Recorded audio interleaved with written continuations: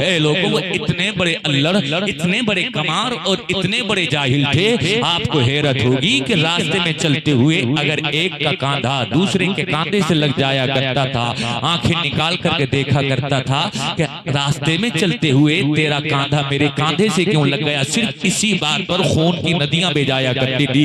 नस्ल दर नस्ल, कबीला दर कबीला ये लड़ाई और झगड़ा चलता रहा करता था। एक इतनी सी बात पर कि रास्ते में चलते हुए कांधा कांधे से टच हो गया, पूरा का पूरा खानदान उसको विनाश और तबाह कर दिया जाता था। गौर कीजिए कितने बड़े जाहिल और अल्लड़ किस्म के वो लोग होंगे। और ये तो आपने सुना ही होगा कि एक बाप अपने ही हाथ से अपनी ही बेटी का गला दबा दिया करता था। सुना है कि नहीं सुना है आपने? आज अगर कोई ऐसा करते तो क्या होता है, उसका सर शर्म से झुक जाता है। लोगों उसको ये करने के बाद इजहार नदामत होता है, अफसोस का वो इजहार करता है, मैंने बड़ा जुर्म किया है, बड़ी खता की है मैंने। लोगों शर्म की वजह से वो सर उठा नहीं पाता है। लेकिन कितने जाहिल थे वो लोग, अपने ही हाथ से गड़ा खोदता, अपने ही हाथ से अपनी ही बेटी को गड़े में दबाता और जब आता तो सर झुका करके नहीं, लोगों सीना चौड़ा करके सर ऊंचा करके आता था। देखो मैंने अपनी ही बेटी को अपने हाथ से हमेशा के लिए मौत की नींद सुला दिया है।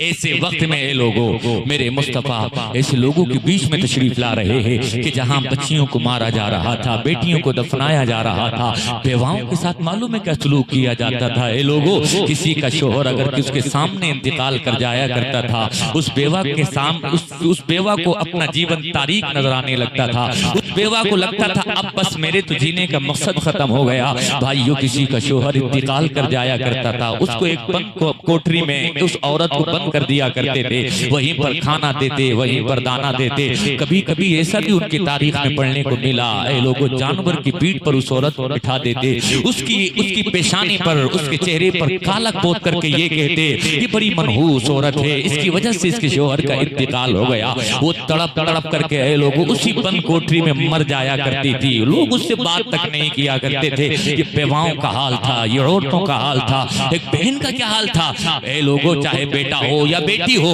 अधिकार बाप की जायदाद पे दोनों का होता है। ये भारत का आज का सुप्रीम कोर्ट भी कहता है। क्या कहा है सुप्रीम कोर्ट ने? जिस तरह से बाप की जायदाद पर बेटों का हक है, इसी तरह से बेटियों का भी हक है। अब मैं उस पर जाना नहीं चाहता है कि नहीं चाहता कि सुप्रीम कोर्ट ने ये कहा है कि आधा हक बेटी का है, आधा बेटे का है। मैं इस पे अभी बात नहीं कर रहा हूँ, इस पे कभी और बात करूंगा, क्योंकि अगर मैं अभी इसी पे बात करने लगा तो जो बात मैं बताना चाहता हूँ वो निकल जाएगी।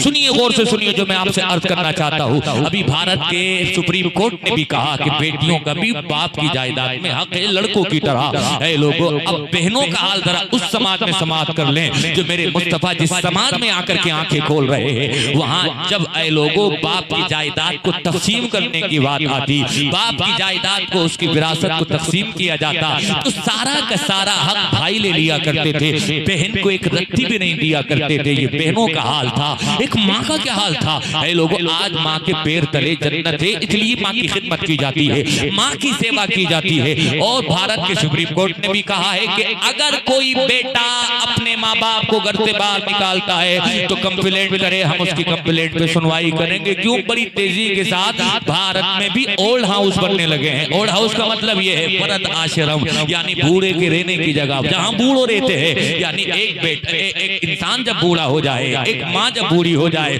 तो अब उसकी जगह घर में नहीं है। ये कल्चर मगरिब में परवान चढ़ा, अमेरिका से आया भारत में भी। अब भारत में भी वृद्ध आश्रम यानी ओल्ड हाउस बन गए हैं। क्या मतलब है उसका? इसका मतलब ये है एक बेटा अपने बूढ़े माँ बाप को वहाँ छोड़ के आ जाता है और कहता है 6 महीने पे 3 महीने पे मैं आऊंगा, 6 महीने 3 महीने का जितना भी खर्च होता है सारा जमा करके आ जाता है। लोगों माँ बाप की ये दुर्गत अब हिंदुस्तान में भी हो रही है। लेकिन उस वक्त की बात मैं आपसे अर्ज करना चाह रहा हूँ, माँ के साथ क्या सलूक किया जा रहा था। एक माँ जब तक जवान रहती उसको घर में रखा जाता और जैसे ही वो बुढ़ापे की दहलीज पे कदम रखा करती थी उसको घर से बाहर निकाल करके फेंक दिया जाता था। समझ रहे हैं कि नहीं समझ रहे हैं? मेरी बहनें अगर सुन रही हैं तो वो भी सुने। और भाइयों मैं तुमसे भी कहना चाहता हूँ, वो क्या बकवास करते हैं टीवी पर आकर के कि इस्लाम ने औरत की बात नहीं की है, इस्लाम में औरत को हुकूक नहीं दिए गए हैं, इस्लाम में औरत को पैर की जूती के बराबर समझा जाता है। यही तो कहा जाता है ना। अब जो जवाब मैं दे रहा हूँ उस जवाब को दिल की तख्ती पर लिखिए और देखिए कि इस्लाम ने औरत को इज्जत कितनी दी है, इस्लाम ने औरत का सम्मान कितना बढ़ाया है। औरत की चार चीजें औरत के हवाले से मैंने जिक्र कर दी, यानी औरत ये 4 हालों से खाली नहीं होती है। औरत कभी किसी की बहन है, औरत कभी किसी की बेटी है, औरत कभी किसी की माँ है, औरत कभी किसी की बीवी है। वो बीवी है तब मुस्तफा उसके अलग हुकूक बता रहे हैं। अगर औरत माँ है तो उसके अलग हुकूक जिक्र कर रहे हैं। औरत अगर बहन है तो अलग जिक्र किया जा रहा है, और अगर औरत बेटी है तो उसका अलग जिक्र किया जा रहा है। यानी औरत के जितने भी रूप हैं, हर रूप के अलग अलग हुकूक अगर कोई बयान कर रहा है तो तुम्हारे मेरे मुस्तफा बयान कर रहे हैं, तुम्हारा मेरा इस्लाम बयान कर रहा है। आज तुमने एक नारा सुना होगा, बड़े जोर शोर के साथ नारा लगाया जाता है कि बेटी बचाओ बेटी पढ़ाओ आंदोलन लगाया जाता है कि नहीं लगाया जाता है। लोग कहते हैं कि ये नारा भारत की सरकार का नारा है, किसी ने कह दिया कि ये नारा भारत के प्रधानमंत्री, भारत के वजीर आजम मोदी जी का नारा है। लेकिन मैं आपसे कहना चाहता हूँ ये नारा मोदी जी का नारा नहीं है, ये नारा भारत के वजीर आजम का नारा नहीं है, बल्कि 1400 साल पहले कि बेटी बचाओ बेटी पढ़ाओ ये नारा सबसे पहले किसी ने लगाया था तो मोहम्मद रसूलुल्लाह ने लगाया था। या रसूल अल्लाह, या गौस, मरहबा मरहबा मरहबा मरहबा, वाह वाह वाह, अल्लाहु अकबर,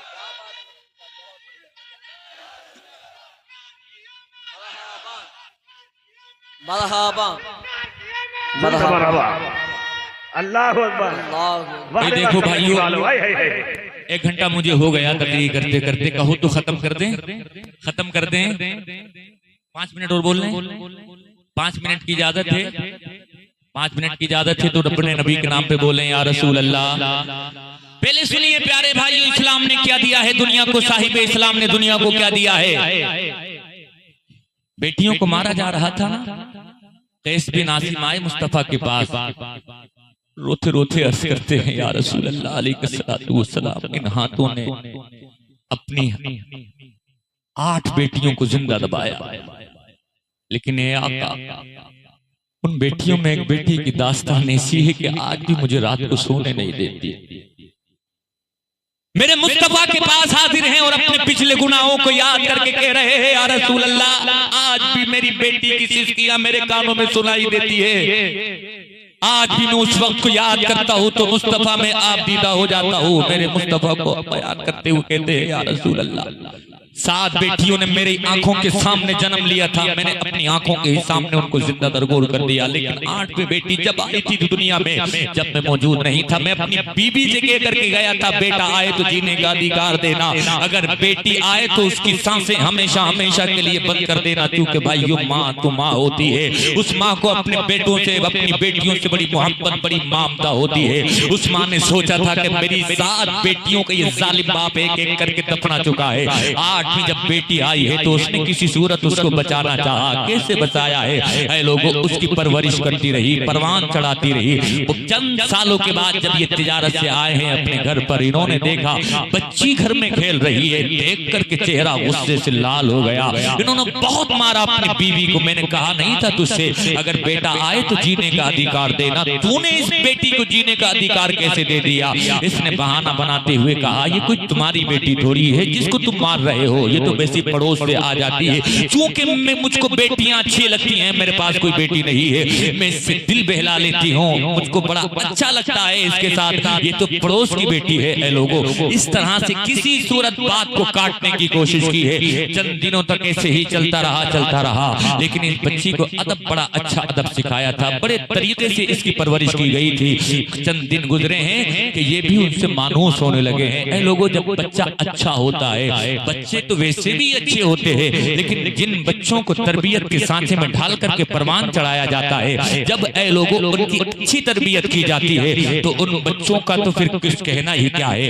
ऐसी ही बच्ची की तरबियत और परवरिश की थी उसकी माँ ने। चंद दिनों तक जब ये बाप यानी तेज रहे हैं घर में, उनको भी बड़ा प्यार होने लगा इससे, बड़ी मोहब्बत करने लगे इससे। ऐ लोगों, बड़ी प्यारी प्यारी बातें करती थी वो, दिल मानूस हो गया इनसे। लेकिन उनको क्या मालूम था कि अब इसकी जिंदगी का आखिरी वक्त आने वाला है। एक मर्तबा कहा अपनी बीवी से, अपनी बीवी को कहा मेरी बेटी को तैयार कर दो, मैं इसको दावत पर लेकर के जाना चाहता हूँ। तैयार कर दिया, बाल सवार दिए, तेल लगा दिया। ऐ लोगों, तैयार करने के बाद कैस ने अपने कांधे पर बिठाया।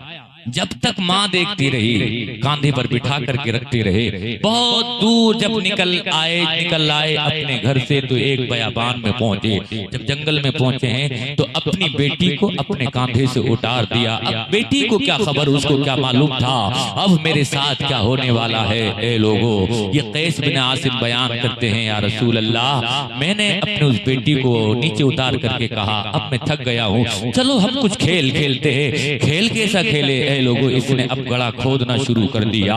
जब गड़ा इतना गहरा हो गया कि जिसमें इसकी बच्ची दफनाई जा सकती थी, कैस बिन आसिम ने अपने उस बच्ची को कहा अब आप इस गड़े में जाइए, क्योंकि हम खेल की शुरुआत यही से करेंगे। जब बच्ची उस गड़े में गई है तो इन्होंने जल्दी जल्दी उस पर मिट्टी डालना शुरू कर दी। जब तक वो बेटी समझ पाती कि मेरा बाप मिट्टी क्यों डाल रहा है, ऐ लोगों, जब तक देर हो चुकी थी। अब बेटी फरियाद करने लगी, आहो फुहा करने लगी, गिरिया उजारी करने लगी, रहमो करम की भीख मांगने लगी, कहने लगी मेरी गलती क्या है, मेरे साथ क्या सुलूक कर रहे हो, मुझे जीने का अधिकार दे दो। ऐ लोगों, कैस कहते हैं कि मैं मिट्टी डालता रहा, मैंने इतनी मिट्टी डाली कि मैंने उसको मिट्टी के अंदर दबा दिया।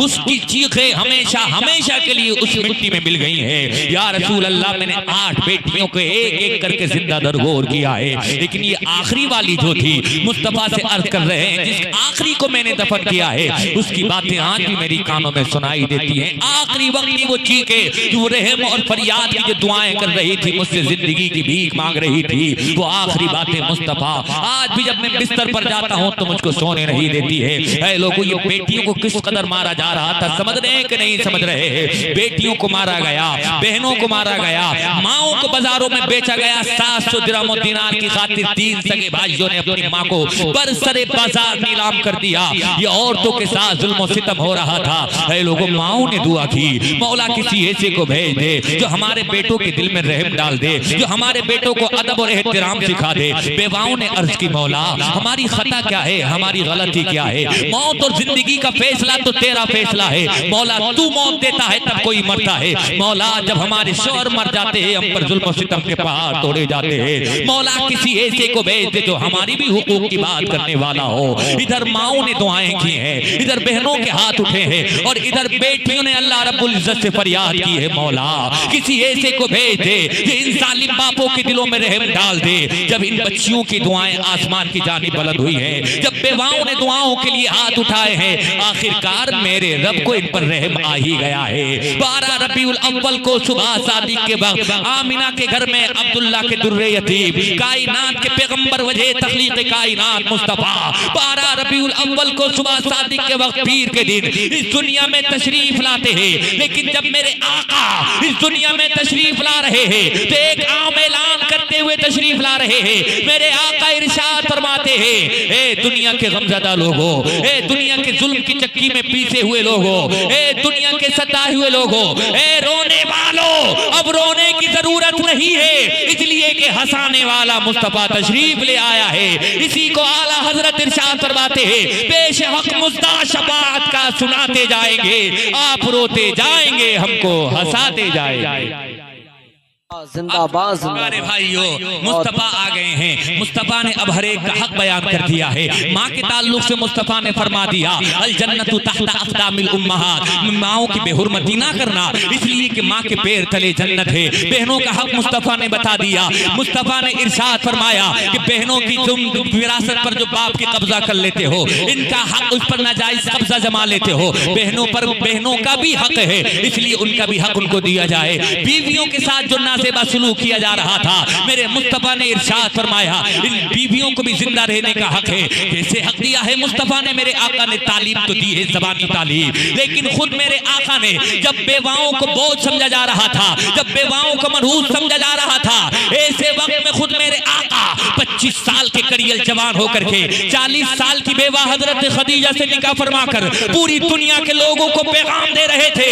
और आज की इस्लाम दुश्मन ताकत है जो ये कहती है मुस्तफा ने एक से ज्यादा शादियां क्यों की है। वो ए लोगों ताज्जुब का ऐनक उतार करके देखे, दुनिया के लोग शादी करते हैं, जिनसी ख्वाहिशात को पूरा करने के लिए शादी करते हैं, लेकिन मेरे मुस्तफा जो 25 साल के करियल नौजवान है, बड़ी बड़ी खूबसूरत दोशीज़ाएं चाहती है कि मुस्तफा के निकाह में आ जाए, लेकिन मेरे आका ने 25 साल की जवानी की उम्र में निकाह फरमाया है तो किसी 18 साल की लड़की से नहीं फरमाया है, बल्कि मेरे आका 40 साल की बेवा, दो शोहरों की बेवा हजरत खदीजा से निकाह फरमा करके पूरी दुनिया को ये पैगाम दे रहे हैं। दुनिया के लोग निकाह करते हैं, जिनसी ख्वाहिशात को पूरा करने के लिए निकाह करते हैं। अब्दुल्ला का बेटा निकाह करता है तो बेवा का घर बसाने के लिए करता है। ये मुस्तफा की शान है, ये इस्लाम की पहचान है, ये मुस्तफा का मकाम है। वाह नारे तकबीर, नारे रिसालत, जश्न ईद मिलादुन नबी, शाने मुस्तफा,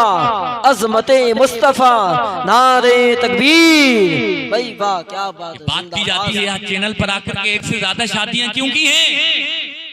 मैं कहता हूं हर इलाके, हर मुल्क, हर खित्ते का एक कल्चर होता है। मेरे मुस्तफा जिस कल्चर में तशरीफ लाए हैं वहां 100 शादियां की जाती थी, 100 निकाह किए जाते थे। और जब तक औरत जवान रहती उसको अपने घर में रखा जाता, बूढ़ी होती बाहर निकाल के फेंक दिया जाता। ऐसे वक्त में जब कोई उसूल नहीं था, कोई नियम नहीं था, तब मेरे आका ने उसूल बताया। और उसूल क्या है कि 100 निकाह नहीं करो। उसूल क्या है कि 50 निकाह नहीं किए जाएंगे। उसूल क्या है कि 10 निकाह नहीं किए जाएंगे। एक बाउंडेशन, एक बाउंड्री, एक लाइन खींचती कि बस मैक्सिमम जो आपके लिए परमिशन है, ज्यादा से ज्यादा जो इजाजत है वो 4 की है।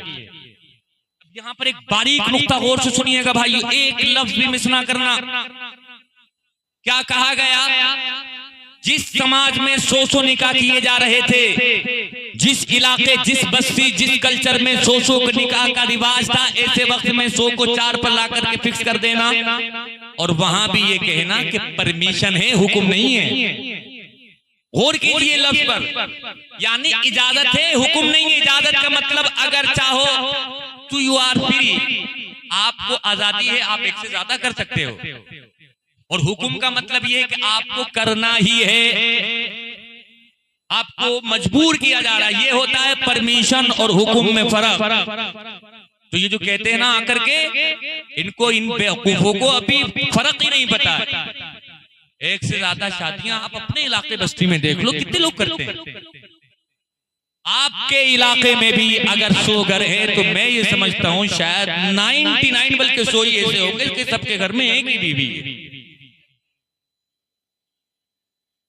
लेकिन चूंकि इस्लाम का हुक्म है कि बहुत सारे मसले हो सकते हैं, औरत बांझ हो सकती है, औरत किसी ऐसी बीमारी में मुब्तला हो सकती है कि वो बस्तरे अलालत पे पड़ जाए, और बहुत सारे मसले हो सकते हैं तो इंसान का कदम बहक न जाए, डगमगा न जाए। इसलिए बहुत सारे चोर दरवाजे से आते हैं, वो शादी तो एक ही करते हैं लेकिन चोर दरवाजे से मुंह काला करते हैं। मेरा इस्लाम इसकी इजाजत नहीं देता है। मेरे इस्लाम ने कहा है, मेरा इस्लाम कहता है अगर तू पावरफुल है, अगर तू शक्तिशाली है, और अगर तू एक से ज्यादा बीवी के दरमियान इंसाफ कर सकता है, अदल कर सकता है, तो इजाजत है, तू एक से ज्यादा शादी कर सकता है। लेकिन फरमाया गया कि जो एक से ज्यादा शादी करने का इरादा रखता है तो दोनों के दरमियान अदल करे।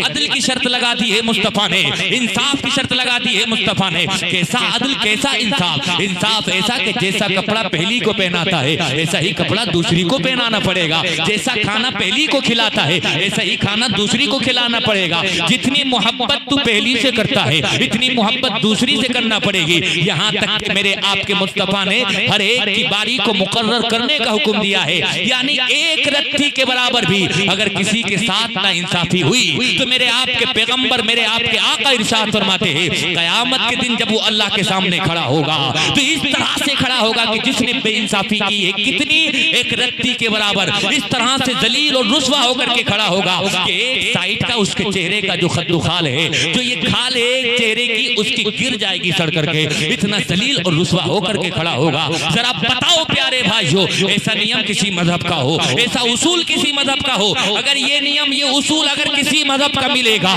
तो तुम्हें इस्लाम का मिलेगा, साहिब इस्लाम का मिलेगा। फिर जो बात मैं आपसे अर्ज करना चाहता हूँ, बेटियों की बात आई है ना कि बेटी बचाओ बेटी पढ़ाओ आंदोलन। आज आप टिकट खरीदते हैं रेल का टिकट, उसके बैक साइड में लिखा होता है बेटी बचाओ बेटी पढ़ाओ आंदोलन। आप एयर टिकट खरीदते हैं, उस पर भी लिखा होता है बेटी बचाओ बेटी पढ़ाओ आंदोलन। आपके भी गांव में दरो दीवार पे शायद लिखा हुआ होगा कि बेटी बचाओ बेटी पढ़ाओ आंदोलन। स्कूल की दीवारों पर, कॉलेज की दीवारों पर बड़े बड़े मोटे लफ्जों से लिखा जाता है बेटी बचाओ बेटी पढ़ाओ आंदोलन, लिखा जाता है कि नहीं? अच्छा, अब मुझे इस सवाल का जवाब दो, फिर मैं अपनी गुफ्तगू को आगे बढ़ाता हूँ। चूंकि अब 2 बजने वाले हैं, नींद का ये वक्त है, बेदारी का सबूत दे और ये बताए कि ये नारा लगाया कब गया और ये नारा लगाने की जरूरत पेश क्यों आई कि हमें टिकटों पे लिखा जाए, हमें दीवारों पे लिखा जाए। ऐसा हुकूमत ने क्यों ख्याल किया, जरा बताओ मुझे, बता सकता है कोई?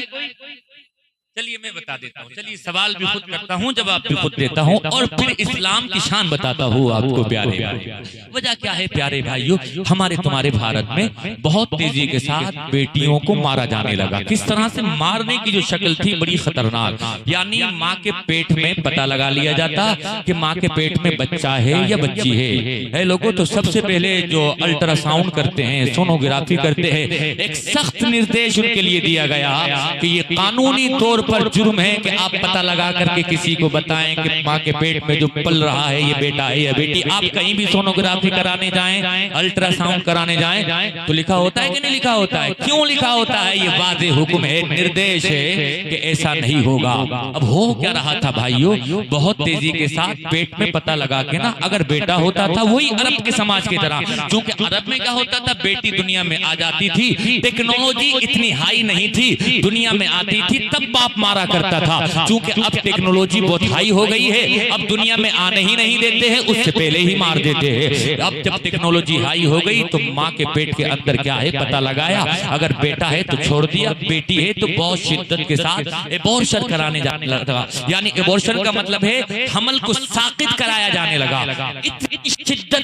इतनी शिद्दत के साथ हमल को साकित कराया गया है। जो फर्टिलिटी एक्सपर्ट हैं उन्होंने कहा अगर ऐसी ही तेजी के साथ ये एबॉर्शन होता रहा तो आने वाले 10-20 साल के अंदर निकाह के लिए लड़की मिलना मुश्किल हो जाएगी। तो कहा इस पे रोक लगाओ, रोक लगाओ, रोक लगाओ, जागरूकता अभियान चलाओ, लोगों को अवेयर करो, जागरूक करो। तो अब जागरूक कैसे किया जाए? लोगों जागरूक करने का यही तरीका है कि प्रचार प्रसार करो। इस तरह से प्रचार किया जाने लगा कि कहा कि अगर बेटी को जिंदा नहीं रहने दोगे, बेटी को नहीं पढ़ाओगे तो बहू कहां से लाओगे। इसलिए बहुत सारे नारे दिए गए। क्यों दिए गए? कि बेटी को बचाना है, इसलिए ये नारे दिए गए। क्यों लिखा गया दरो दीवार पर? क्योंकि बेटी को बचाना है। और फिर कहा गया, लोगों ने टीवी पे आके कहा, बड़े बड़े जो एक्सपर्ट हैं उन्होंने कहा, वजीर आजम ने कहा, पूरी दुनिया में ये आवाज सुनी गई, भारत के कोने कोने में सुनी गई। और फिर अगर कोई ऐसा कृत्य करता है, कोई ऐसा काम करता है तो उसके लिए सख्त सजाएं रखी गई। इस तरीके से हुआ क्या है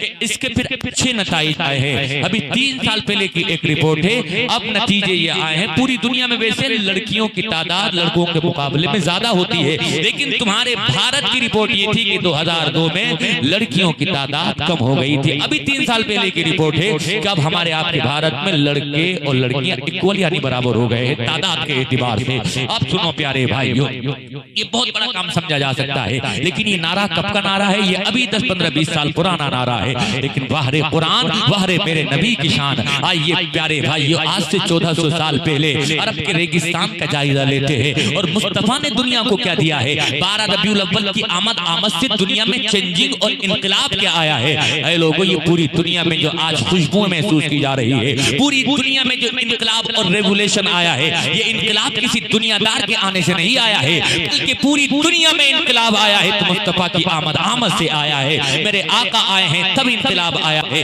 मेरे आका आए हैं तब खुशियां आई हैं, मेरे आका आए हैं तब इंसान को जीने का तरीका और सलीका आया है। मेरे आका आए हैं तो मेरे आका ने देखा है कि बेटियों को दबाया जा रहा है, बेटियों को मारा जा रहा है, बेटियों की रक्षा और सुरक्षा के लिए कोई आवाज नहीं उठा रहा है।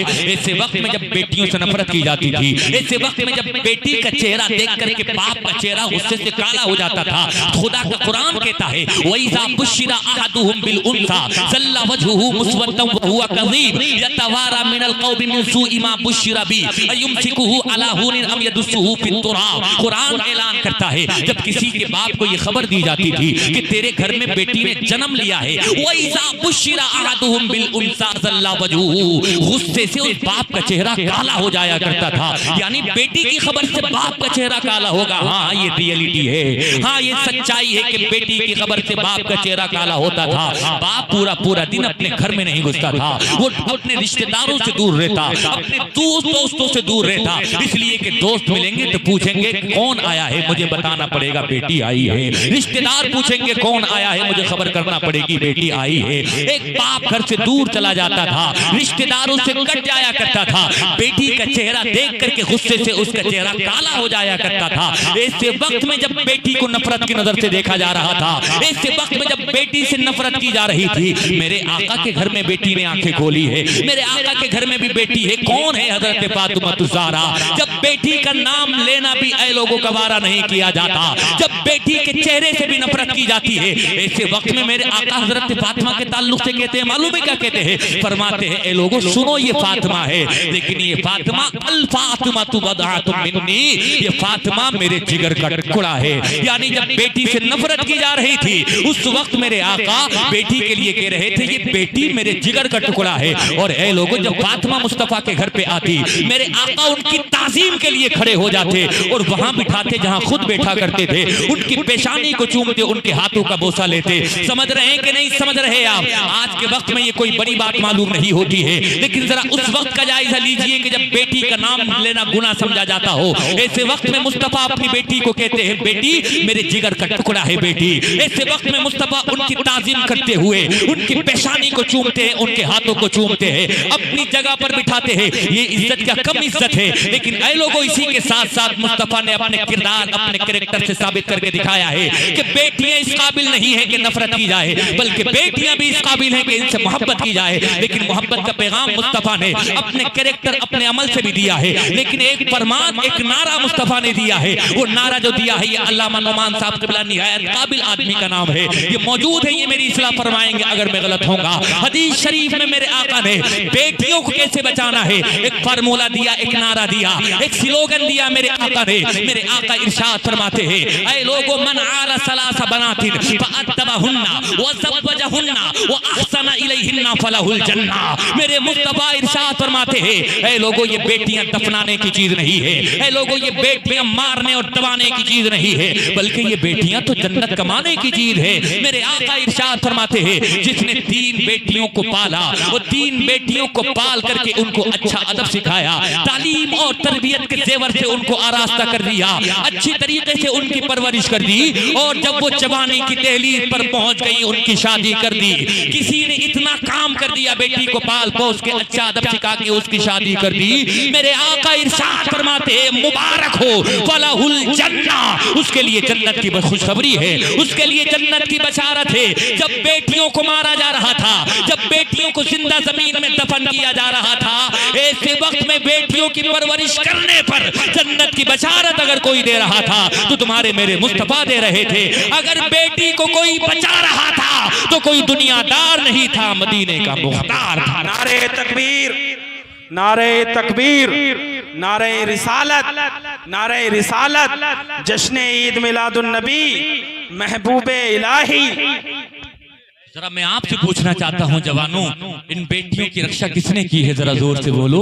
मोहम्मदुर रसूलुल्लाह ने की है। इन बेटियों को किसने बचाया है? मोहम्मद मुस्तफा ने बचाया है। एक बात मैं और अपनी बहनों से भी कहना चाहता हूँ, मेरी बहनों तुम भी कह देती हो दुश्मनों की चाल ना समझती हो, तुम भी कह देती हो यार इस्लाम ने हमें क्या दिया है। मैं कहता हूँ इस्लाम ने तुम्हें शहजादी और रानी बनाया है, इस्लाम ने तुम्हारी प्रोटेक्शन तुम्हारी हिफाजत की है। तुम कभी ये ना कहना कि इस्लाम ने हमें क्या दिया है। इस्लाम ने तुम्हारी इतनी कदर कीमत बढ़ा दी है कि किसी ने नहीं बढ़ाई होगी। अरे ये रानी और शहजादी ही तो बनाया है कि एक शौहर को हुक्म दिया गया है कि खाने की जिम्मेदारी तेरी है, पानी की जिम्मेदारी तेरी है, कपड़े लत्ते की जिम्मेदारी ये तेरी जिम्मेदारी है। ए लोगों, औरत को क्या कहा? औरत को कहा गया तू काम नहीं करेगी, बल्कि काम करने की जिम्मेदारी एक शौहर को दी गई। आपने कभी निकाह होते हुए देखा है कि नहीं देखा है? निकाह होते वक्त आपने एक बात देखी होगी जवानों, क्या कहा जाता है? काजी साहब क्या कहते हैं? फला की लड़की, फला है उसका नाम, क्या तुमने उसको यानी फला का नाम लेके कहा जाता है, उसको इतने मेहर के साथ मां नानो नफ्ते के अपने निकाह में कबूल किया? अच्छा, ऐसा होता है कि नहीं होता है? ये जो लफ्ज आता है मां नानो नफ्ते के, इसका क्या मतलब है समझे जवानों? इसका मतलब ये है कि जिससे तेरा निकाह हो रहा है उसको रहने के लिए मकान तुझे देना पड़ेगा। यानी एक बीवी की, एक लड़की की जिम्मेदारी नहीं है कि वो मकान खुद से लेकर के अपने ससुराल लेकर के जाए, नहीं, बल्कि मकान तेरा होगा। और क्या कहा? नानो नफका, यानी खाने के लिए दोपहर का खाना, सुबह का नाश्ता, रात का खाना, लंच, डिनर, ब्रेकफास्ट ये तुझे देना पड़ेगा। यानी देखो तो सही यार, इतनी इज्जत। अच्छा, बहुत सारे जालिम समझते नहीं, वो कहते हैं कि यार इस्लाम जुल्म करता है। मैं कहता हूँ भाई, जुल्म किस चीज का नाम है यार? मेरे भाई जरा मुझे ये तो समझा दो, एक औरत अगर अपने घर में ही रह के अपना काम करे तो इसमें जुल्म क्या है? जुल्म तो मैं उसको समझता हूँ, एयरपोर्ट पे आप लोग जाइए, फ्लाइट में कभी आप जाइए तो देखा होगा वहाँ लोग जो एयर होस्टेस होती हैं, हजरत मैंने तो हमेशा फ्लाइट में देखा कोई मर्द देखा ही नहीं है। जो एयर होस्टेस होती है वो सब औरतें ही होती है। लोगों, जुल्म ये है कि वो दूसरे के सामने खड़ी है, मुस्कुरा रही हैं, दूसरे के सामने चाय पेश कर रही हैं, मुस्कुरा रही हैं। मैं कहता हूँ दुनिया वालों ने तुम्हें जलील किया है, लेकिन मेरे मुस्तफा ने तुम्हें इज्जतें दी है। तो दूसरे के सामने मत मुस्कुरा, तो दूसरे के सामने मसनूई मुस्कुराहट अपने चेहरे पर ला करके दुनिया को खुश करने की कोशिश ना कर। मेरे कुरान ने, मेरे इस्लाम ने तुझे इज्जत दी है कि तेरी कीमत बहुत बड़ी है, तेरी जिल्लत हो, दुनिया की भूख की नजरें तुझको देखें, इस्लाम ही गवारा नहीं करता है। इसलिए शौहर को हुक्म दिया गया है बाहर तू जाएगा, मेहनत का काम तू करेगा, भारी भरकम काम तू करेगा, तेरी बीवी तो घर में शहजादी और रानी बन के रहेगी। मैं कहता हूँ इस्लाम ने औरत को रानी बनाया है, इस्लाम ने औरत को शहजादी बनाया। ये सच्चाई है कि नहीं? और मेरी बहनों में तुमसे भी कहना चाहता हूँ, जो दूसरों के यहाँ जॉब करती हैं, नौकरियां करती हैं, ये जो एयर होस्टेस होती है, कितनी मेहनत करती है। दूसरों की बात आप कितना ही कुछ कह दीजिए, वो आपको लौट के जवाब नहीं दे सकती, मुस्कुराती रहेगी। तो मेरी बहन अगर मेरी बात सुन रही है, अगर तेरा शोहर कभी गुस्से में बाहर से आया, दिन भर का वो थका हुआ था, उसने 2-4 लफ्ज अगर तुझसे सख्त के भी दिए, तो जिस तरह से तू दूसरों के लफ्ज बर्दाश्त कर लेती है, अगर अपने शोहर के बर्दाश्त कर लेगी तो क्या हो जाएगा? तेरा घर बन जाएगा। ऐ लोगों, तेरे घर में खुशियों की बहार आ जाएगी। लेकिन चूंकि इस्लाम को लोगों ने समझा नहीं है, इस्लाम की तालीमात को लोगों ने समझा नहीं है, इसलिए वो लोग बात करते हैं। मैं कहता हूँ जितनी इज्जतें इस्लाम ने दी हैं ना औरत को, मैं साबित कर सकता हूँ ये बात, इतनी इज्जत किसी मजहब ने दी ही नहीं है। खैर ये लोगों, मेरी बात दूसरी डायरेक्शन में चली गई, लेकिन ये लोगों, ये जरूरी बात थी, और ये भी मुस्तफा के मिलाद से रिलेटेड बात है। इसका भी ताल्लुक सीधे सीधे मुस्तफा के मिलाद से है। यानी मेरे आका आए हैं तो मेरे आका ने दुनिया वालों को क्या दिया है? बस ए लोगों, आखिरी बात कह करके मैं अपनी गुफ्तगू खत्म कर रहा हूँ। आप कहीं ना जाएं, बस 5 मिनट और बैठ जाएं, फिर हम आप सलातु सलाम पढ़ते हैं। उसने क्या कहा? मुस्तफा ऐसे लोगों के बीच में आए हैं कि जिनको तरीका मालूम नहीं था, जो बड़े अल्लड़ थे, बड़े जाहिल थे, जो कल तक बेटियों को दबा दिया करते थे, जो कल तक बेटियों को मार दिया करते थे, जो कल तक छोटी छोटी बातों पर इंसान का गला काट दिया करते थे। अब मेरे आका आ गए हैं उस माहौल में, और उस माहौल में आकर के मुस्तफा ने तालीमात का वो उजाला रोशन किया है। मेरे आका ने मोहब्बत का वो दीप जलाया है कि कल तक जो गले काटने की बात करते थे, अब वो गले काटने की नहीं बल्कि गले मिलाने की बात करते हैं। खुद ना थे जो राह पर औरों के हादी बन गए, क्या नजर थी जिसने मुर्दों को मसीहा कर दिया। इसलिए उसने कहा मुस्तफा को इसलिए मैंने पहले नंबर पे रखा है कि उनकी खिदमत बहुत हैं, उनकी इंसानियत के लिए सेवाएं बहुत हैं, इसलिए मैंने उनको पहले नंबर पर रखा है। और एक दूसरे इंसान ने और बहुत प्यारी बात कही। अच्छा ये लोगों, बस आखिरी बात सुन लीजिए, आखिरी बात कह के खत्म कर रहे हैं। जब बातें हो इस तरह की तो तुम्हारी जिम्मेदारी ज्यादा बढ़ जाती है। आप फेसबुक चलाते हैं, व्हाट्सएप चलाते हैं, इंस्टाग्राम चलाते हैं, तो आपको आज मैं एक काम दे के जा रहा हूँ। आज शायद कोई हाथ खाली नहीं है कि जिस हाथ में मोबाइल ना हो। और ये सर्वे है पूरी दुनिया में सबसे ज्यादा अगर मोबाइल फोन का यूज नहीं होता है तो आपके हमारे भारत में होता है। हजरत ये डेटा सबसे ज्यादा अगर फोन का इस्तेमाल कहीं किया जाता है तो हमारे आपके वतन हिंदुस्तान में किया जाता है। अब जाहिर सी बात है हम आपसे मना करें, हमारे बदायूं शरीफ के पीर साहब आपसे मना करें, बरेली शरीफ के पीर साहब मना करें, आप फिर भी नहीं मानेंगे। मोबाइल तो सबके हाथ में है, जाहिर सी बात है कोई मना भी नहीं करता है। तो जब आपको मोबाइल चलाना ही है तो आप इस मोबाइल के जरिए से भी एक काम कर सकते हैं। वो काम क्या, बस आखिरी बात है, ये बहुत जरूरी बात है कि जब लोग फेक और झूठी बातें फिर वो पेगंडे फेसबुक पर व्हाट्सएप पे आम करें तो तुम ऐसे वक्त में कुछ मत करो, मुस्तफा सच्ची जिंदगी सच्ची बातें लोगों के सामने रखो। एक छोटा सा काम है जो आप कर सकते हो, और अगर आपने ऐसा ही कुछ कर दिया तो आप यकीन जानो ये भी के लिए आपकी तरफ से इस्लाम के लिए बहुत बड़ा योगदान होगा। एक बहुत बड़े प्रोफेसर हैं, प्रोफेसर रामाकृष्ण राव, उनके सामने दुष्ट प्रचार किया गया इस्लाम के ताल्लुक से, मेरे नबी के तुम्हारे नबी के ताल्लुक से बड़ी बड़ी गलत बात कही गई कि इस्लाम के पैगंबर ने तो पूरी जिंदगी बस तलवार चलाओ, अपने गुलामों को बस यही सिखाया है। अच्छा, पढ़ा लिखा इंसान है ना, वो थोड़ा गौर करता है, वो कहता है चलो अच्छा मैं खुद पढ़ता हूँ कि इस्लाम के पैगंबर कितने जालिम थे। ए लोगों, जब तुम्हारे मेरे आका की जिंदगी पढ़ी है ना उसने, तो कहता है नहीं यार, इस्लाम के साथ बड़ी नाइंसाफी हुई है, इस्लाम के पैगंबर के साथ बड़ी नाइंसाफी हुई है। कई सारे लोगों की जिंदगी मैंने पढ़ी है कि उन्होंने इस नजरिए से इस्लाम पढ़ना शुरू किया था कि हम इस्लाम की बुराई लोगों के सामने बयान करेंगे, लेकिन पढ़ते पढ़ते जब वक्त आया है तो वो खुद मुस्तफा के गुलाम बन गए हैं। यही बात कुछ इनकी है, इनकी प्रोफेसर रामाकृष्ण राव की है। इनके भी सामने बड़ी बुराई की गई है इस्लाम की, कुरान की, मुस्तफा की। इन्होंने कहा चलो मैं खुद से पढ़ लेता हूँ, चूंकि प्रोफेसर आदमी है। प्रोफेसर आदमी किसी जाहिल आदमी का नाम नहीं है, बड़ी मेहनत करनी पड़ती है जवानों, तब आदमी प्रोफेसर बनता है। बड़ी रातों को जाग करके स्टडी करनी पड़ती है, तब कहीं जाकर के इंसान लेक्चरार बनता है, तब कहीं डॉक्टर और मास्टर इंजीनियर बनता है। कोई ऐसे इंजीनियर डॉक्टर मास्टर नहीं बन जाता है। तो ये फिलोसफी को प्रोफेसर थे कारी साहब क़िबला, कारी मुनाज़िर साहिब क़िबला, मेरे आपके नबी की जब इनके सामने बुराई की गई तो इन्होंने कहा चलो मैं सेल्फ स्टडी करता हूँ, खुद से मुताला करता हूँ इस्लाम के बारे में। ऐ लोगों, जब इन्होंने पढ़ा इस्लाम को, तुम्हारे मेरे आका की जिंदगी को,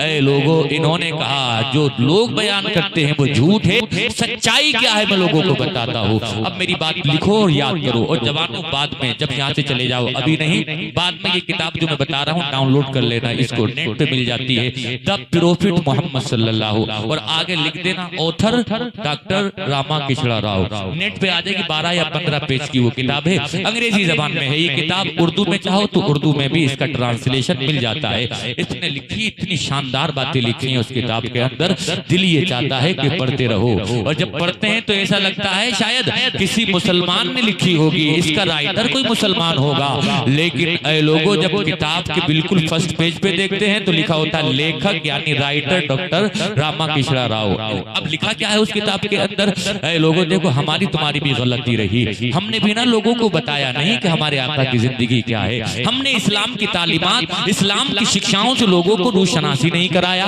हमने बताया ही कहाँ। ऐ लोगों, जब हमने खुद नहीं पढ़ी है अपने आका की जिंदगी तो हम औरों को क्या बताएं। एक बात कड़वी करने जा रहा हूँ, अगर मैं आपसे भी पूछ लूं, हाथ उठा के बताओ कि कितने लोगों ने अपने नबी की जिंदगी पे एक भी किताब पढ़ी है, तो जवाब शून्य होगा भाई, शून्य। जरा बताओ यार, हम मुसलमान हैं, नबी का कलमा पढ़ते हैं, हम ला इलाहा इल्लल्लाह मुहम्मदुर रसूलुल्लाह कहने वाले लोग हैं, जब हम ही अपने आका को नहीं पढ़ रहे हैं तो फिर दूसरा क्यों पढ़ेगा भाइयों। अब दूसरे लोग जो आइडिया लगाते हैं वो हमें देख करके आइडिया लगाते हैं कि जब ये इतना बुरा है तो फिर इसलिए इसके पैगंबर ने भी कुछ ऐसी ही बातें कही होंगी। ऐ लोगों, इसीलिए कहा है मुस्तफा का मिलाद मनाते हो ना, तो मुस्तफा के मिलाद से एक पैगाम ये भी दो, अगर आप किसी भी डिपार्टमेंट में नौकरी करते हो निहायत ईमानदारी के साथ नौकरी करो। अगर कोई डॉक्टर है तो डॉक्टरी ईमानदारी के साथ करे, वो कमीशन के नाम पे एक की जगह 50 इन्वेस्टिगेशन और 50 जांचें ना लिखे कि आधा कमीशन मेरे पास आएगा, आधा लैब के पास चला जाएगा। नहीं नहीं, ईमानदारी से के साथ काम करे। इसी तरह से अगर कोई इंजीनियर है, अगर वो रोड बनाए ईमानदारी के साथ काम करे। यानी एक मुसलमान किसी भी डिपार्टमेंट डिपार्टमेंट में रहे, मुस्तफा ने ईमानदारी को इख्तियार करने का हुक्म दिया है। कुछ भी हो जाए, जॉब से निकाल दिया जाए, लेकिन ईमानदारी को ना छोड़े। क्यों? इसलिए कि मेरे नबी ने कहा है ईमानदारी को इख्तियार करो। ए लोगों, इतने सच्चे, इतने अच्छे, इतने नेक बन जाओ, लोग कहने पे मजबूर हो जाए कि जब गुलाम का ये आलम है तो फिर नबियों के इमाम का आलम क्या होगा।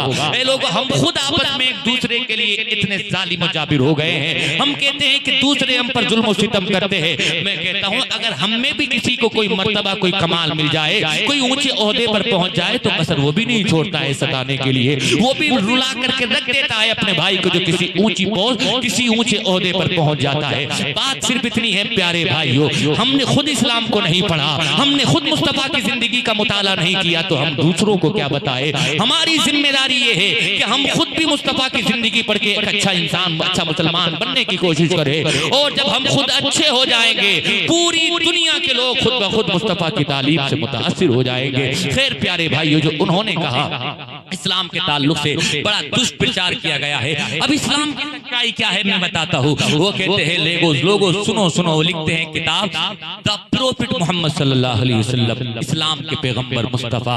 वो कहता है the personality of Muhammad, it is most difficult to get into the whole truth of it, only a glimpse of it I can catch, what a dramatic succession of pictures scene, there is Muhammad the prophet, there is Muhammad the general, Muhammad the king, Muhammad the warrior, Muhammad the businessman, Muhammad the preacher, Muhammad the philosopher, Muhammad the orator, Muhammad the statesman, Muhammad the refugee of ऑर्फेन्स, Muhammad the protector of slave, Muhammad the emancipator of women, Muhammad the lawgiver, Muhammad the जज, Muhammad the saint, and in all these department of human activities he is like a hero. कहो मोहब्बत से सुभान अल्लाह। ए लोगों, वो आखिर में कहता है, ए लोगों, मैंने जब इस्लाम के पैगंबर की जिंदगी को पढ़ा है, जब मैंने इनकी जिंदगी का जायजा लेने की कोशिश की है, वो कहता है मैंने जिस एतबार से पढ़ा मुस्तफा मुझे लाजवाब नजर आए, जिस एंगल से मैंने इनकी जिंदगी के झरोखे में झांकने की कोशिश की है, मैंने हर एंगल से इनको लाजवाब और बेमिसाल पाया है। वो कहता है मैं इनकी कौन कौन सी विशेषता, कौन कौन सी क्वालिटी बयान करूं,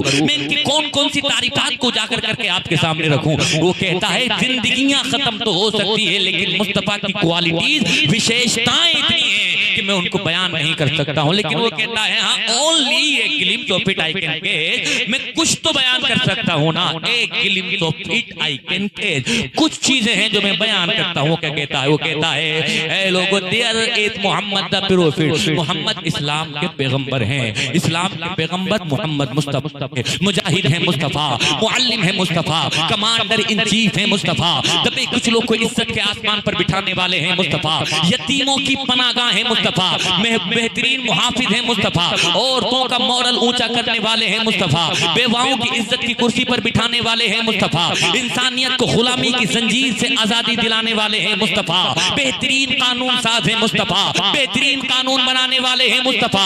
जिंदगी के हर क्षेत्र और हर डिपार्टमेंट में जब हम मुस्तफा की जिंदगी को पढ़ते हैं तो बेसाख्ता हमारी जबान पर यही जारी होता है, एक अबकरी, लाजवाब, बेमिसल और बेमिसाल शख्सियत का नाम है मुस्तफा। इसी को आला हजरत फरमाते हैं तो तरफ करके फरमाते हैं सबसे आला औला हमारा नबी, सबसे बाला बाला हमारा नबी, सारे अच्छों में अच्छा समझिए जिसे, है उस अच्छे से अच्छा हमारा नबी, सारे ऊंचों में ऊंचा समझिए जिसे, है उस ऊंचे से ऊंचा हमारा नबी। कर्न बदली रसूलों की होती रही, चांद बदली का निकला हमारा नबी, खल्क से औलिया, औलिया से रसूल और रसूलों से आला हमारा नबी। गमज़दों को रज़ा मुज़्दा दीजिए के है बेकसों का सहारा हमारा नबी।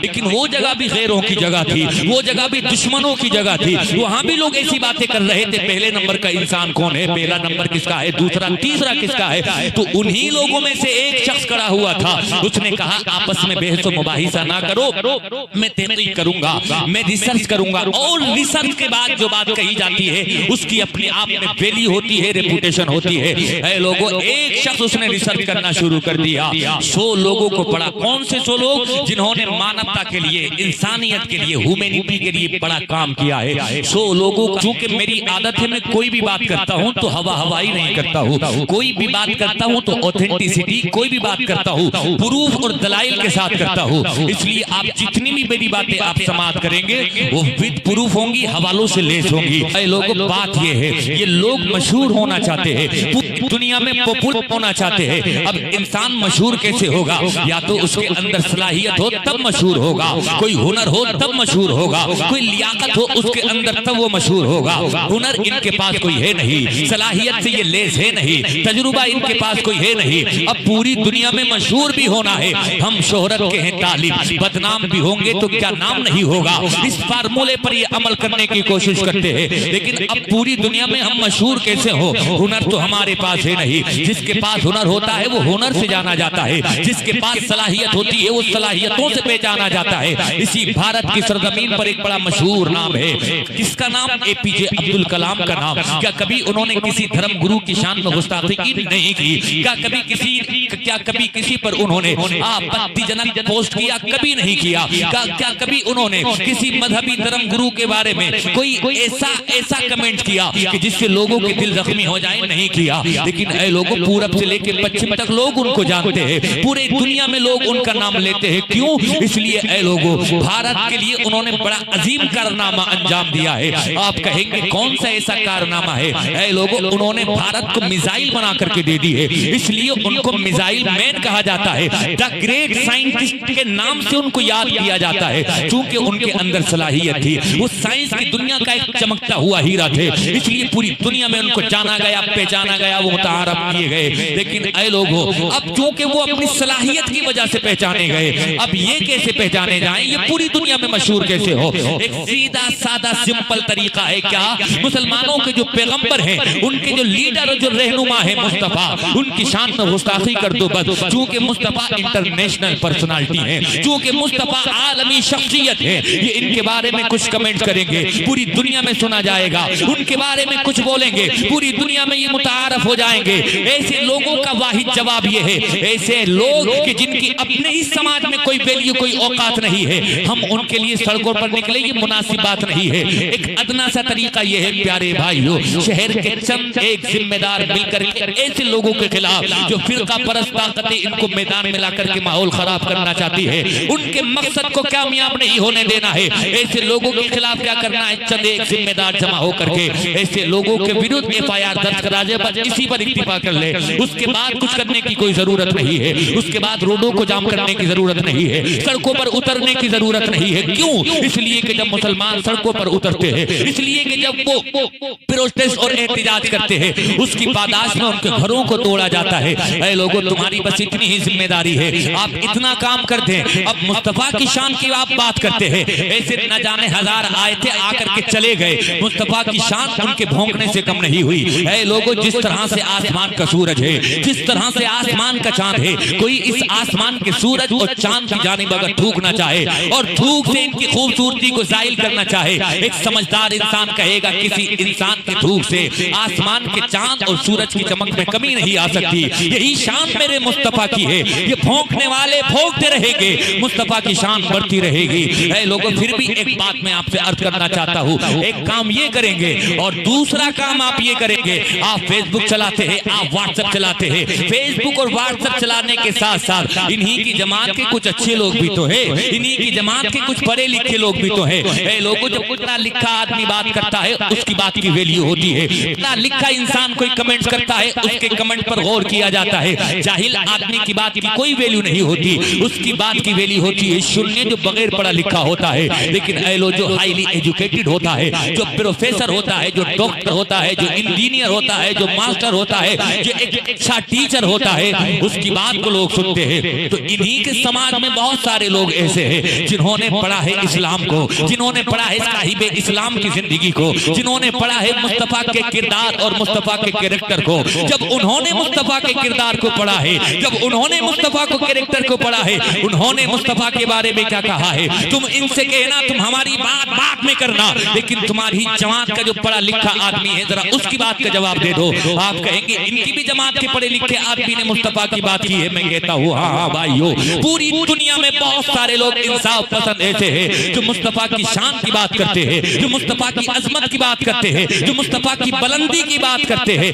ऐ लोगों में आपके सामने अगर चाहूं तो बहुत सारे कौल है इस तरह के आपके सामने एक एक करके सुना सकता हूं, लेकिन सुनो पहले एक हदीस शरीफ सुन लो और उसके बाद एक बहुत बड़े इंटेलेक्चुअल, बहुत बड़े दानिश्वर, बहुत बड़े साइंटिस्ट का कौल सुनाने जा रहा हूं। एक हदीस शरीफ समाअत कर ले। हदीस शरीफ है, हजरत जिब्रील आए हैं मुस्तफा की बारगाह में और आकर के कहते हैं या रसूल अल्लाह इन्नल्लाह बाअसनी इलैहि कल्लबतु मशारिकल अर्दी व मगारिबहा फतुफतु जबलहा व सहलहा फलम अरा रजुलन अफजला मिन मुहम्मद। ताइर सिदरा हजरत जिब्रील मुस्तफा की बारगाह में आए और आकर के अर्ज करते हैं या रसूल अल्लाह अलैहिस्सलातु वस्सलाम, आपकी खिदमत में आने से पहले मैंने पूरब को देखा, मुस्तफा मैंने पश्चिम को देखा, आका मैंने उत्तर और दक्षिण को देखा, जमीन के नीचे देखा, आसमानों के पीछे देखा, फतुफ्तु जबलहा व सहलहा, मुस्तफा मैंने पहाड़ी इलाकों की सैर कर डाली, मैंने सहराई जंगली इलाकों को देख लिया, लेकिन ए आका कायनात के जर्रे जर्रे को देखा, लेकिन मैंने मुस्तफा आप जैसा किसी को नहीं पाया। आप जितने खूबसूरत, जितने हसीनो जमील हैं इस जमीन के ऊपर, इस आसमान के नीचे, आसमानों के पीछे, जमीन के नीचे, मुस्तफा आप जैसा किसी को नहीं पाया। इसी पर जब बरेली के आला हजरत की नजर पड़ती है वो भी तड़प करके कहते हैं यही बोले सिदरा वाले चमने जहां के थाले सभी मैंने छान डाले, तेरे पाए का ना पाया, तुझे यक ने यक बनाया, तुझे हमने नाराए तकबीर, नाराए रिसालत, नाराए गौस, जश्न आमदे रसूल, फैजाने बरेली शरीफ, फैजाने बदायूं शरीफ, फैजाने छोटे बड़े सरकार ख्वाजा सरफुद्दीन गंज शहीद पीर, नाराए तकबीर। ये हजरत जिब्रील की जबान में आपने हदीस के अल्फाज में समात किया, लेकिन ऐ लोगों को कहा जाता है अल फज़लु मा शहीदत बिहिल आदा, फजीलत तो वही है कि जब दुश्मन भी उसकी गवाही देने लगे। अब 1884 की बात है, एक मशहूर साइंटिस्ट है, उसको डॉक्टर लामार्टिन कहा जाता है, उसके सामने भी बात आई, लोगों ने कहा सबसे बेहतर कौन है, हम कहेंगे तो अपने आका का ही नाम लेंगे। मैं आपसे पूछूं इस दुनिया में सबसे अव्वल नंबर का इंसान कौन है, आप कहेंगे मुस्तफा है, इसमें क्या शक की बात है। आप कहें मुस्तफा लाजवाब, मैं कहूं मुस्तफा लाजवाब, मस्जिद के इमाम कहें मुस्तफा लाजवाब, मदरसे के मुदर्रिस कहे मुस्तफा लाजवाब, कारी मुनाजिर साहब क़िबला कहे मुस्तफा लाजवाब, ऐ लोगों सब कहे मेरे आका लाजवाब, लेकिन कोई दामन पकड़ करके कह सकता है इसमें हैरत और इस्तेजाब की बात क्या है, इसमें ताज्जुब की बात क्या है। जो जिससे मोहब्बत करता है उसको लाजवाब बोलता है, जो जिसका अनुयायी होता है वो उसको नंबर 1 का बोलता है, जो जिसका फॉलोवर होता है वो उसी की तो बात करता है, तो इसमें हैरत की बात क्या है। लेकिन अब ये कायदा याद रखिए, अल फज़लु मा शहीदत बिहिल आदा,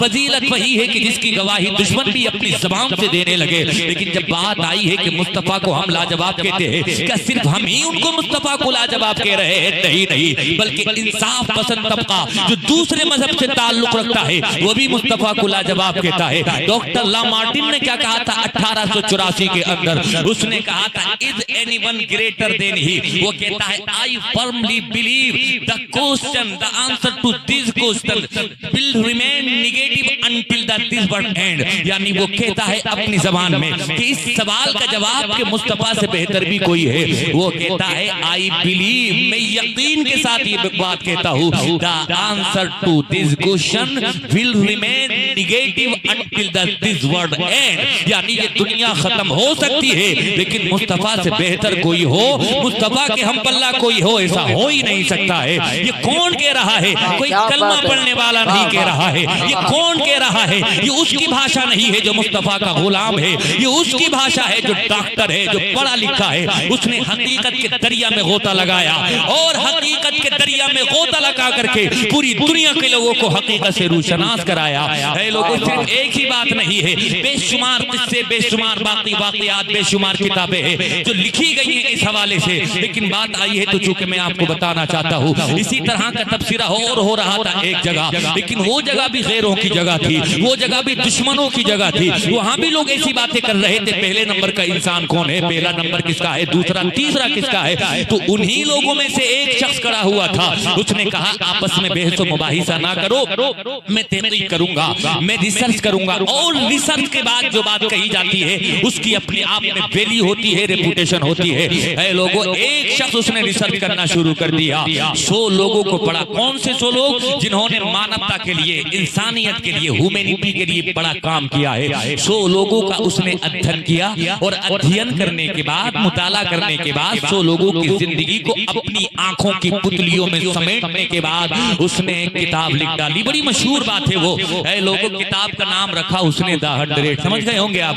डॉक्टर माइकल हार्ट नाम है उसका, प्यारे भाइयों। मजहब उसका ईसाई है। 100 लोगों का वो अध्ययन करता है, उनकी किताब, उनकी जीवनी को पढ़ता है और उनकी जीवनी को पढ़ने के बाद उसके नतीजे में क्या करता है? एक किताब लिख देता है। लेकिन ऐसे ही किताब नहीं लिखी उसने। उसने कहा था मैं 100 लोगों को पढ़ूंगा कि जिन्होंने मानवता के लिए बड़ा काम किया है, जिनकी इंसानियत के लिए बड़ी खिदमतें हैं, और उनको पढ़ने के बाद फिर मैं तज्जिया करूंगा, फिर मैं तबसरा करूंगा, फिर मैं बात करूंगा, फिर मैं नंबरिंग करूंगा कि नंबर 1 किसका है, नंबर 2, नंबर 3, नंबर 4 किसका है। ऐ लोगों, उसने चंद महीनों की मेहनत शाक़ा के बाद अपने आप को किताबों के बीच में कैद करने के बाद बड़ा मुताला किया है। उसके नतीजे में वो किताब लिख देता है। जैसे ही वो किताब गई है प्रेस में छपने के लिए, उसका मुसव्वदा गया है प्रेस में, लोग कयास आराइयों का बाजार गर्म कर रहे थे। कोई कह रहा था डॉक्टर माइकल हार्ट ने बड़ी मेहनत की है, इस किताब के अंदर इसने नंबरिंग की है, लिस्टिंग की है, पहले नंबर पर, दूसरे नंबर पर पूरी दुनिया के लोगों का ये मुवाजना करेगा। किसी ने कहा मालूम है इस किताब के अंदर ये पहला नाम किसका लिखेगा? कहा ये हजरत ईसा का लिखेगा। क्यों?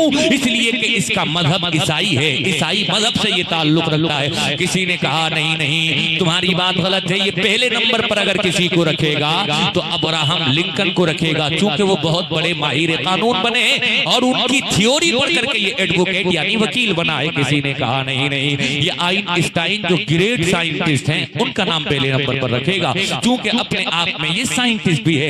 ऐ लोगों, कयास आराइयों का बाजार गर्म था। जैसे ही वो किताब छप के आई है प्रेस से बाहर, कौन सी किताब? वही द 100, उर्दू में कहते हैं उसको 100 अजीम लोग। जैसे ही वो किताब छप के आई है, उस किताब के अंदर पहला नाम न हजरत मूसा का था, पहला नाम न हजरत ईसा का था, न आइंस्टाइन का था, न नेपोलियन बोनापार्ट का था। ऐ लोगों, उस किताब के अंदर the first name in the book 100 was the name of holy prophet Muhammad सल्लल्लाहु अलैहि वसल्लम। उस किताब के अंदर पहला नाम किसी का था तो हजरत मूसा का नहीं, हजरत ईसा का नहीं, नेपोलियन बोनापार्ट का नहीं, अब्राहम लिंकन का नहीं, मशहूर और ग्रेट साइंटिस्ट आइंस्टाइन का नहीं, बल्कि उस किताब के अंदर पहला नाम किसी का था तो मुहम्मदुर रसूलुल्लाह। वाह वाह वाह, क्या बात है, जिंदाबाद, नारे तकबीर। प्यारी बात उसने कही है प्यारे भाइयों। वो कहता है my choice of Muhammad to lead the list of world most intellectual person may surprise some readers and may be questioned by others, but he was only man in human history who was supremely successful on both the level religious and secular। कहो मोहब्बत से सुभान अल्लाह। ए लोगों, वो कहता है मेरी choice तो मोहम्मद है, मेरी पसंद तो मोहम्मद है, मेरी पसंद का इंतखाब तो मोहम्मद है। वो कहता है माई चॉइस ऑफ मोहम्मद, मेरी पसंद मोहम्मद है, to lead the list of world most intellectual person. पूरी दुनिया के अजीम लोगों में अगर पहला नंबर किसी का रखूंगा तो मोहम्मदुर रसूलुल्लाह का रखूंगा। ऐ लोगों, किसी ने दामन पकड़ लिया उसका और दामन पकड़ करके कहा अरे तू भूल गया तू है कौन? तू ईसाई है। पहले नंबर पर अगर नाम रखना था तुझको तो हजरत ईसा का रख देता, लेकिन तूने ये क्या कर दिया? पूरी दुनिया के कोने कोने में ये किताब जाएगी, लोग सवाल करेंगे। तो उसने कहा था मैं surprise some readers and may be question by other. मुझे मालूम था कि चंद पढ़ने वालों को हैरत होगी, मुझको इल्म था इस बात का कि चंद पढ़ने वाले क्वेश्चन मार्क लगाएंगे, सवाल या निशान लगाएंगे। लेकिन ऐ लोगों, वो कहता है if anyone greater than he, आपको लगता है कि उनसे बेहतर भी कोई है तो वाज़ेह सबूत लेकर के आओ, दलील लेकर के आओ और प्रूफ और दलील से ये बात साबित कर दो कि उनसे बेहतर भी कोई है। वो कहता है if you have any objection, any doubt, any complaint you will have to come to me. I will change surely my list. वो कहता है अगर आपको हैरत है, अगर है आपको ताज्जुब, तो आप आओ सबूत के साथ, दलील के साथ साबित करो कि मोहम्मद से बेहतर भी कोई है। I will change definitely my list. यकीनी तौर पर मैं अपनी लिस्ट को बदल दूंगा। ए लोगों, आज 50 साल से ज्यादा होने जा रहे हैं, कोई नहीं आया है जो आकर के ये दावा कर सके कि मुस्तफा के बराबर भी कोई है, और आकर के ये साबित कर सके मुस्तफा से बेहतर भी कोई है। अरे कैसे साबित कर सकता है? मेरे आपके रब ने कुरान में ऐलान कर दिया है, ए हबीब जैसा हमने आपको बनाया है, ऐसा तो किसी को बनाया ही नहीं है। इसी को अब आला हजरत की जबान में समाप्त कर ले। मेरे आला हजरत बरेली की धरती से पुकार करके कहते हैं, सरवर कहूँ के मालिको मौला कहूँ तुझे, बागे खलील का गुले ज़ैबा कहूँ तुझे, तेरे तो वस्फ़े बेतनाही से है बरी, हेरा हूँ मेरे शाह, मैं क्या क्या कहूँ तुझे। आखिर रज़ा ने खत्म सुखन इस पे कर दिया, खालिक का बंदा खल्क का आका कहूँ तुझे। नारे तकबीर, नारे रिसालत, नारे गौस, जश्न आमद रसूल, खतीब हिंदुस्तान।